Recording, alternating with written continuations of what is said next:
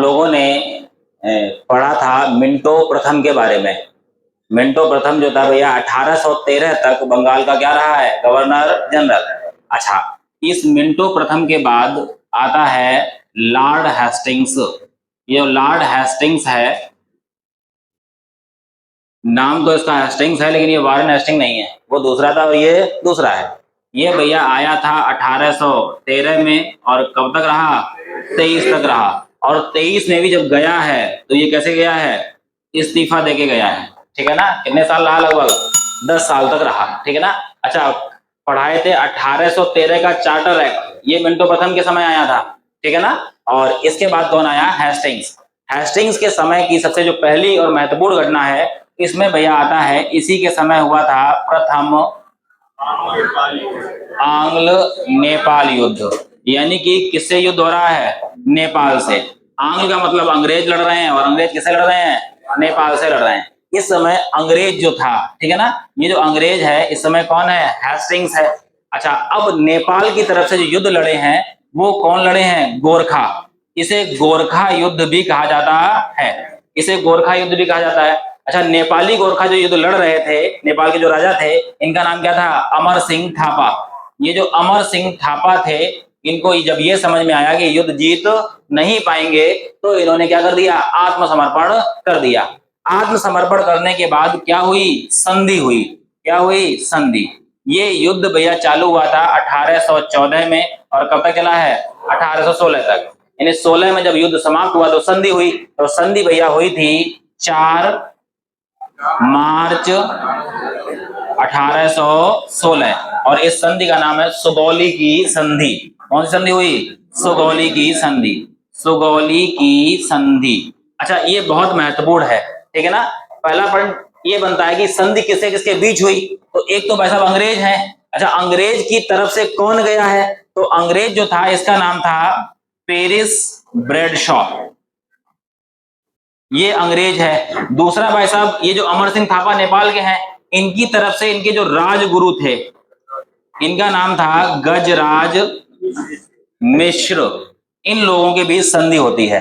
ठीक है ना। और इस संधि का नाम क्या है भैया, सुगौली की संधि। कब हो रही है, 4 मार्च 1816 को। अच्छा, ये जो संधि हुई है, इस संधि में कुछ बातें कही गई। सबसे पहले तो भाई साहब इसमें ये कह दिया गया कि लगभग 1/3 जो भाग था कायगा, नेपाल का, ये भाई साहब अब किसे देना पड़ेगा, अंग्रेजों को देना पड़ेगा। किसे देना पड़ेगा, अंग्रेजों को। अंग्रेज किस पर अधिकार किए बैठे थे, भारत पर। तो सीधा सा बात है कि लगभग 1/3 भाग जो किसका था, नेपाल का था, वो किसमें मिला दिया गया, भारत में मिलाया गया। इसमें कौन कौन सा भाग है, एक तो कुमायूं वाला क्षेत्र है। कुमायूं के बाद भैया आता है गढ़वाल क्षेत्र आता है। हिमालय का क्षेत्र आता है तराई वाला, तराई क्षेत्र। और इसके साथ भैया कौन आता है, सिक्किम क्षेत्र आता है। इन क्षेत्रों को किसमें शामिल कर दिया गया, भारत में शामिल किया गया। अच्छा, इन क्षेत्रों को भारत में शामिल किया गया। इसके बाद ये जो भाई साहब आंग्ल नेपाल युद्ध था, ये क्या कर दिया गया, समाप्त कर दिया गया। अच्छा, अब आपको 2-3 बातें बताते हैं, सुनना ध्यान से। अभी आपने देखा होगा भारत की नई संसद भवन बना है। भारत का जो नया पार्लियामेंट बना है उसमें ग्रेटर इंडिया का भारत का नक्शा लगाया गया। जिस नक्शे में भाई साहब बर्मा भी दिखाया गया है, नेपाल भी दिखाया गया है, पाकिस्तान अफगानिस्तान तक किसमें दिखाया गया, भारत के मानचित्र में दिखाया गया। उस मैप के ऊपर जो मैप लगा है इंडियन पार्लियामेंट में, उसके ऊपर बहुत ज्यादा विरोध हुआ था इन देशों ने। बांग्लादेश को भी उसमें किसमें दिखाया गया, हिंदुस्तान में दिखाया गया। ऐसे ही एक मानचित्र है का नेपाल का। ये जो ग्रेटर नेपाल का जो मानचित्र है, जो नव निर्वाचित प्रधानमंत्री हैं, क्या नाम है इनका, वालेन शाह, इनके बारे में पढ़ाएंगे। ठीक है ना, वालेन शाह। ठीक है ना। ये नव निर्वाचित प्रधानमंत्री कहाँ के हैं, सबसे युवा प्रधानमंत्री नेपाल के। इनके भाई साहब जो इनका ऑफिस है उसमें काय का नक्शा लगा है, ग्रेटर नेपाल का। उस ग्रेटर नेपाल के नक्शे में ये सारे क्षेत्र किसमें दिखाए जाते हैं, नेपाल के नक्शे में दिखाए जाते हैं। जो हमारा विवाद है काला पानी वाला, वो भी किसमें दिखाया जाता है, नेपाल के मानचित्र में दिखाया जाता है। यानी बिहार का बहुत सारा भाग, मिथिलांचल वाला, वो भाई साहब ये किस नक्शे में दिखाते हैं, ग्रेटर नेपाल में दिखाते हैं। तो ये ख्याल रखना, ये जो संधि है ये है तो स्ट्रेटेजी के, लेकिन वर्तमान समय में जब से ये आए हैं तब से ये काय में है, करंट अफेयर में है। ठीक है ना। अच्छा, अब इतनी बात में कोई समस्या? इसके बाद भैया अंग्रेज क्या करते थे? युद्ध करते थे, युद्ध करने के बाद संधि करते थे, और संधि करने के बाद जो राजा महाराजा नवाब हारता था उसी के दरबार में सेना रहती थी, और एक क्या रहता था? British resident. इसी के तर्ज पर अब काठमांडू में क्या रखा गया? एक ब्रिटिश रेजिडेंट रखा गया। क्या रखा गया? British resident. यानी ऐसी सुविधा कर दी गई कि अब भाई साहब काठमांडू में कौन रहेगा? ब्रिटिश रेजिडेंट रहेगा। ये सारा का सारा कार्यक्रम किसमें था? पहले आंग्ल नेपाल युद्ध में किया गया। ये भाई साहब जो पहला आंग्ल नेपाल युद्ध था, ये कब से कब तक चला? 1814 से 1816 तक चला। ठीक है ना?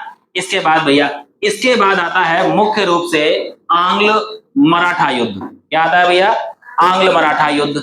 अगर हम लोग आंग्ल मराठा युद्ध की बात करें, ठीक है ना, ये जो आंग्ल मराठा युद्ध है कौन से नंबर का है? तीसरा है। ठीक है ना? ये भैया हो रहा है 1817 और 1818। ठीक है ना? अच्छा, इसी समय पिंडारियों का दमन किया गया। किसका दमन किया गया?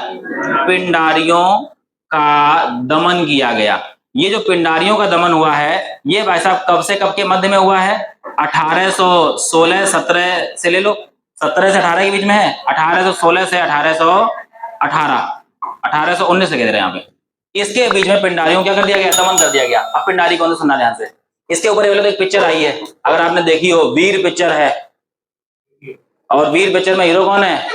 सलमान खान है। उस पिक्चर में पिंडारी दिखाए गए हैं। ये पिंडारी जो थे, ये कबीले टाइप से रहते थे। ध्यान सुनना भैया। और ये कबीले टाइप से रहते थे, जहां जहां मराठे आक्रमण करने जाते थे, ये इन मराठों का साथ देते थे।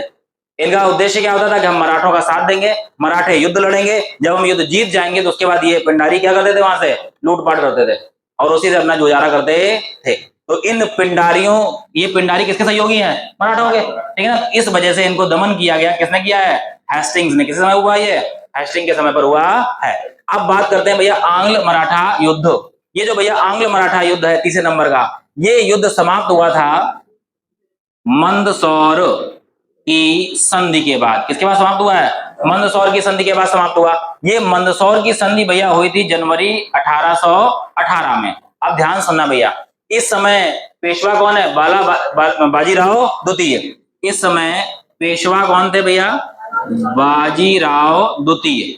ठीक है ना? ये जो बाजीराव द्वितीय हैं, इन्होंने कौन संधि की है? मंदसौर की संधि। और मंदसौर की संधि करने के बाद भी इनका उद्देश्य या प्रयास था कैसे न कैसे भी मराठा जो साम्राज्य है उसको बचा के रखा जाए। ठीक है ना? अच्छा, इससे पहले क्या क्या हुआ समझना ध्यान से।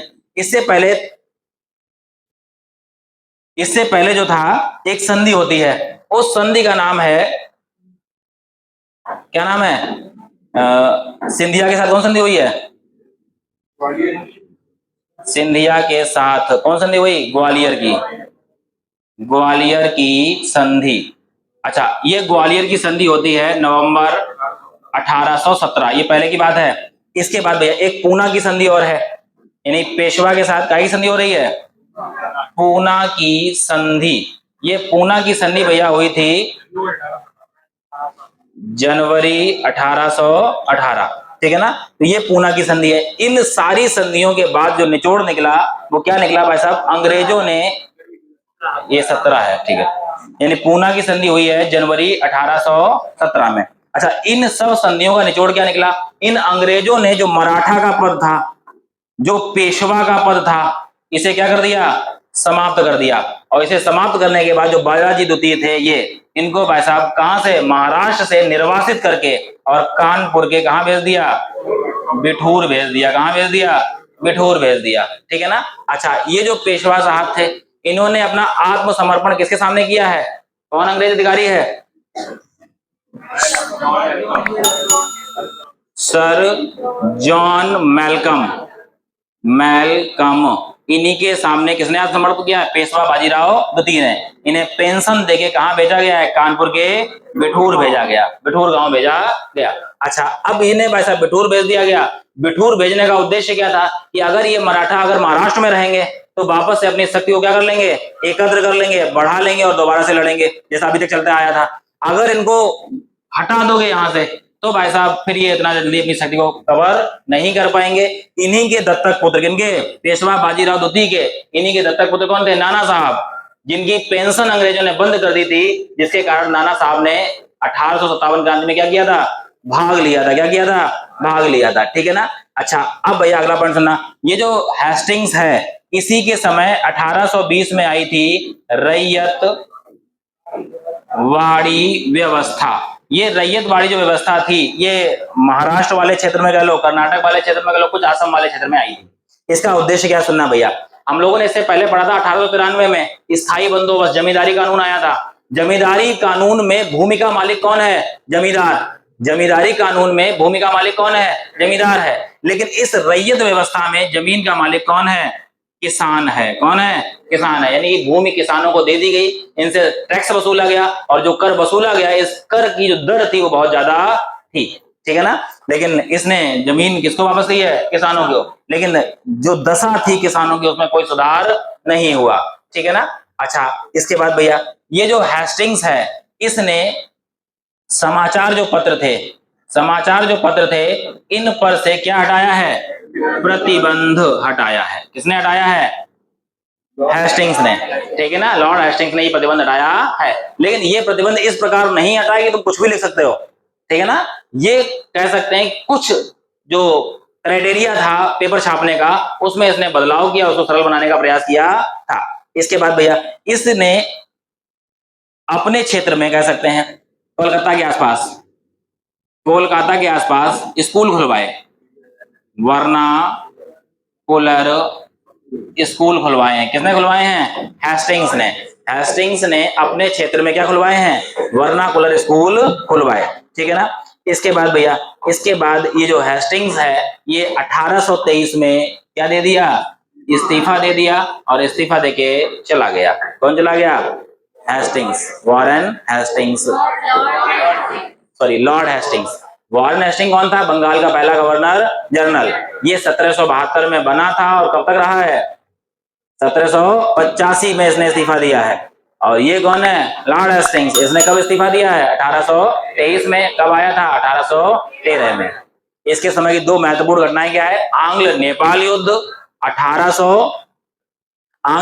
1814 से 1816, और दूसरा क्या है? तीसरा आंग्ल मराठा युद्ध 1817-1818।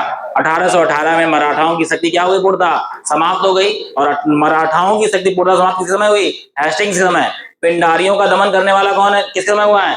हेस्टिंग के समय। और इसके बाद भैया नेपाल का जो क्षेत्र जीता गया था, वो भारत में मिलाया गया किस समय? हेस्टिंग्स के समय। ये तीन प्रमुख घटनाएं हैं इसके समय की। एनएनसी एक्ट आया था इस समय। हेस्टिंग्स यानी लॉर्ड हेस्टिंग्स के बारे में पढ़ा था। वॉरेन हेस्टिंग वो भाई साहब कब आया था? 1872 में। और कब तक रहा है? 1885 तक रहा। वो कौन था? Warren Hastings. ये बंगाल का पहला गवर्नर जनरल था। कल जो पढ़े थे वो था लॉर्ड हेस्टिंग्स। 1823 में आया, 1823 में इस्तीफा दे दिया, और आया कब था? 1813 में। अच्छा, जब हेस्टिंग्स ने इस्तीफा दिया तो भाई साहब बना कार्यवाहक गवर्नर जनरल। तो कार्यवाहक गवर्नर जनरल कौन बना है? John Adam. ये नाम है इसका, जॉन एडम। और ये कब आया है? 1823। अच्छा, ये बंगाल का कार्यवाहक गवर्नर जनरल है। किसके बाद आया? लॉर्ड हेस्टिंग्स के बाद आया। ठीक है ना। बहुत ज्यादा महत्वपूर्ण नहीं है। अच्छा, इसके बाद भैया कौन आया? Amherst. ये जो एम हर्स्ट है, ये भाई साहब कब आया था? 1823 में। और कब तक रहेगा? 1828 तक रहा। ठीक है ना। अच्छा, ये जो एम हर्स्ट था, इसके समय पर सबसे जो महत्वपूर्ण घटना घटी कि भाई साहब इसके समय पर पहला आंग्ल बर्मा युद्ध होता है। अच्छा, ये जो प्रथम आंग्ल बर्मा युद्ध था, ये जो प्रथम आंग्ल बर्मा युद्ध था, ये कब से कब तक रहा? ये भैया 1824 में चालू हुआ, और कब तक चला है? 26 तक चला। ठीक है ना। इस युद्ध की प्रमुख बातें समझिएगा पहले तो। ये जो भैया युद्ध है, आंग्ल वर्मा युद्ध, ये कब चालू हुआ? 1824 में। 24 में चालू हुआ। वर्मा जो है, जो हमारे 7 सिस्टर्स राज्य हैं, ठीक है ना, उन राज्यों के बिल्कुल पड़ोस का देश कौन है? वर्मा। ठीक है ना। यानी कि ये जो भाई साहब पूर्वोत्तर भारत है, इसके पड़ोस का देश कौन है? वर्मा। ठीक है ना। यहीं पर अब एक नया देश बन गया, बांग्लादेश। पहले ये था नहीं। पहले पूरा का पूरा क्या होता था, बंगाल, और बंगाल के पड़ोस में ही क्या है, वर्मा, और यहाँ पर है बे ऑफ बंगाल, बंगाल की खाड़ी। यानी कि अगर अगर अगर जो बंगाल वाला क्षेत्र है, इस बंगाल वाले क्षेत्र से पानी के रास्ते बर्मा जाएंगे, या कह सकते हैं कि म्यांमार जाएंगे, बिल्कुल पड़ोस में है। बात समझे क्या बोल रहे हैं। लेकिन अगर भाई साहब स्थल के रास्ते जाओगे तो कई सारे पहाड़ पर्वत पड़ जाएंगे। असम में, मेघालय में गारो खासी जयंतिया, फिर इधर भाई साहब नागालैंड, मणिपुर, मिजोरम, ये है, यहाँ पर अपनी अपनी पहाड़ियां स्थित हैं। तो जो रास्ता स्थल के रास्ते जाता है वो थोड़ा सा कैसा है, दुर्गम है, ठीक है ना। और लेकिन पानी के रास्ते जाना कैसा है, आसान है। अच्छा, जब विद्रोह होता है कहां पर, वर्मा में, अब इनका जो सैनिक इन्फेंट्री हेडक्वार्टर था वो अंग्रेजों का कहाँ है, बैरकपुर, कहाँ है, बैरकपुर। और ये बैरकपुर कहाँ है सर, बंगाल में। अब यहां से सैनिक भेजने हैं, यहां से सैनिक कहां भेजने हैं, वर्मा भेजने हैं, कहां भेजने हैं, वर्मा। और इस सैनिक भेजने के लिए ये कहा गया भैया 47 बंगाल नेटिव इन्फेंट्री के सैनिक जाएंगे, ठीक है ना। इसमें भारतीय सैनिक अधिक थे और ब्रिटिश सैनिक कम थे। इन सैनिकों को कहां जाना था, बैरकपुर से कहां जाना था, वर्मा जाना था, ठीक है ना। अच्छा, अब जब इनसे ये कहा गया पानी के रास्ते जाएंगे, पानी के रास्ते जाना कैसा था, आसान था, तो इन सैनिकों ने ये कहा कि हम पानी के रास्ते नहीं जाएंगे, ठीक है ना। क्यों, क्योंकि भाई साहब हमारे धर्म में पानी यानी युद्ध, समुद्र पार जो था युद्ध करना, उसे ये माना जाता था कि अगर आप समुद्र पार लड़ने जाएंगे तो आपका धर्म क्या हो जाएगा, भ्रष्ट हो जाएगा, बेकार हो जाएगा। इसलिए इन्होंने समुद्र पार जाने से क्या कर दिया, मना कर दिया। इनका ये कहना था सैनिकों का, अगर हमें आप स्थल के रास्ते ले जाओगे तो हम जाएंगे भी, लड़ेंगे भी, सारा काम करने को तैयार हैं। अच्छा, इस समय बैरकपुर में जो कमांडेंट था, अंग्रेज अधिकारी, उसका नाम भैया क्या था, एडवर्ड पेजेंट। क्या नाम था इसका, एडवर्ड पेजेंट। ये भाई साहब इन सैनिकों की बात नहीं माना। अब ये बात नहीं माना, इन सैनिकों ने इनकार कर दिया जाने से, इन सैनिकों ने इनकार कर दिया। इस वजह से इन अंग्रेजों ने ये जो 47 बंगाल नेटिव इन्फेंट्री थी, इसे क्या कर दिया, रिजेक्ट कर दिया, यानी कि इसे क्या कर दिया, बर्खास्त कर दिया। पूरी पूरी इन्फेंट्री कर दी, बर्खास्त कर दी। अब इसमें जो सैनिक थे, उन सैनिकों को इस बात को लेके कि तुमने भाई साहब जो आपको ऑर्डर दिए गए थे वो नहीं माने हैं, इसके लिए इन्हें क्या हो रही है, फांसी हो रही है। और लगभग लगभग 180 सैनिकों को, भारतीय सैनिकों को किस चढ़ा दिया गया। ये क्या है, यही घटना कहलाती है बैरकपुर सिपाही विद्रोह। क्या कहलाती है ये, बैरकपुर सिपाही सिपाही विद्रोह। अच्छा, दूसरा बात क्या हो गया, कितने सैनिक मारे गए, 180, जबकि ये सैनिक कैसे जाने को तैयार थे, स्थल के रास्ते जाने को तैयार थे। अच्छा, इनकी जो सैनिक ये कह रहे थे अपनी बात, 11 ऐसे नेता थे जिन्होंने इन सैनिकों की बात को रखने का प्रयास किया। इन 11 नेताओं को भी क्या दे दी गई, फांसी दे दी गई। इसके बाद 50 से अधिक ऐसे भारतीय सैनिक थे जिन्हें 14 वर्ष से अधिक की कारावास की सजा हुई है। ये कौन सी घटना है, बैरकपुर सिपाही विद्रोह। ये बैरकपुर सिपाही विद्रोह कब हो रहा है, 1824 में। क्यों हुआ, आंग्ल बर्मा युद्ध शुरू हुआ था, बर्मा में ब्रिटिश सैनिक भेजे जाने थे। इन सैनिकों को कहां से भेजा जाना था, बैरकपुर से, और बैरकपुर से 47 बंगाल नेटिव इन्फेंट्री के सैनिक भेजे जाने थे। इन सैनिकों ने पानी के रास्ते जाने के मना कर दिया और क्या बोले, स्थल के रास्ते जाने से हमें कोई समस्या नहीं है। उसके बाद जो भारतीय सैनिकों ने मना किया तो उन्हें क्या चढ़ाया गया, फांसी। जिन भारतीय नेताओं ने इनकी तरफदारी की, उन 11 नेताओं को भी कहां चढ़ाया गया, फांसी। और उसके बाद भैया 50 से अधिक भारतीय सैनिकों को 14 वर्ष से अधिक की क्या हुई है, सजा हुई है। क्या हुई है, सजा हुई है। इतने में कोई समस्या भैया। अच्छा, इसके बाद भैया यही घटना क्या कहलाई, बैरकपुर सिपाही विद्रोह कहलाई, ठीक है ना। इतने में कोई समस्या भैया, इतने में कोई समस्या। ये बैरकपुर सिपाही विद्रोह पूर्ण रूप से कब दबाया गया, तो तारीख क्या है, 2 नवंबर 1824, ठीक है ना। अच्छा, युद्ध कौन सा चल रहा था, आंग्ल बर्मा युद्ध। विद्रोह क्या कर दिया गया, दबा दिया गया, भारतीयों को, निर्दोष भारतीयों को फांसी पर चढ़ा दिया गया। इसके बाद भैया युद्ध समाप्त होगा। क्या समाप्त होगा, युद्ध। और युद्ध कब समाप्त हो रहा है, 1826 में। और 1826 में एक संधि होती है, इस संधि का नाम है यांडबू की संधि। इस यांडबू की संधि के बाद क्या समाप्त हो गया, युद्ध। इस यांडबू की संधि में क्या कहा गया, सबसे पहले कहा गया कि जो बर्मा का राजा है, जो बर्मा का राजा है, उसका एक दूत कहां बैठेगा, कोलकाता में रहेगा। कहां रहेगा, कोलकाता में रहेगा। अच्छा, अंग्रेज अभी तक हम जो पढ़ के आए हैं उसमें क्या था? अंग्रेज अभी तक हम जो पढ़ के आए हैं उसमें क्या बताया था भैया कि ये जो अंग्रेज हैं, ये अंग्रेज जिस राजा पर अधिकार करते थे उस राजा के दरबार में अपना क्या बैठाते थे? British resident. तो अब कह दिया गया कि अब वर्मा की राजधानी तब क्या थी? रंगून। और बोला गया भैया रंगून में एक कौन बैठेगा? British resident. कौन बैठेगा? रेजिडेंट बैठेगा। ये किसमें कहा गया है? ये भाई साहब कहा गया किसमें? यांडबू की संधि में। यांडबू की संधि किस युद्ध के बाद हुई है? प्रथम आंग्ल वर्मा युद्ध के बाद, ठीक है ना? यानी कि दोनों राजाओं में समझौता हुआ।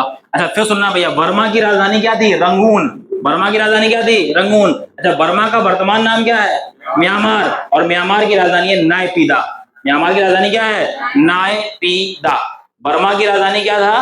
रंगून। म्यांमार की राजधानी क्या है? नायपीदा। ठीक है ना? अच्छा, म्यांमार की पुरानी राजधानी क्या है? तब आंसर क्या है? रंगून है।